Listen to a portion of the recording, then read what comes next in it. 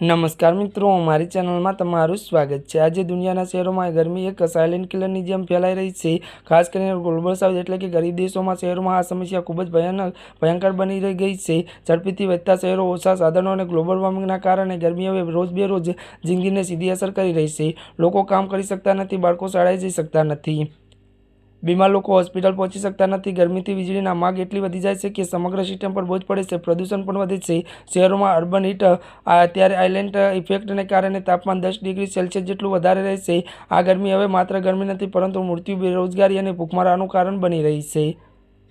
વિશ્વ બેંકના નવા રિપોર્ટના આંકડા હમણાં સામે આવ્યા છે। 2050 સુધીમાં શહેરોમાં રહેતા ગરીબ લોકોની સંખ્યા જે ખતરનાકનો ગરમીનો સામનો કરી રહી હશે, 700% જેટલા વધારો થશે, જેના અર્થ એ છે કે આટલી જેટલા ગરીબો ગરમીથી પ્રભાવિત છે તેના કરતાં 7 ગણા વધુ લોકો 250 ત્યારે મિત્રો 2050માં આગ ઓગતી ગરમીમાં શેકાશે।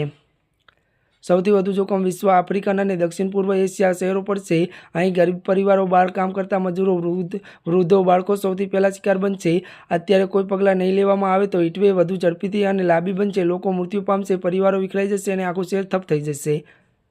ત્યારે મિત્રો અત્યાર માટે બસ આટલું જ। અમારી ચેનલમાં નવા હોય તો અમારી ચેનલને લાઇક, શેર અને સબસ્ક્રાઈબ કરી દેજો। ધન્યવાદ।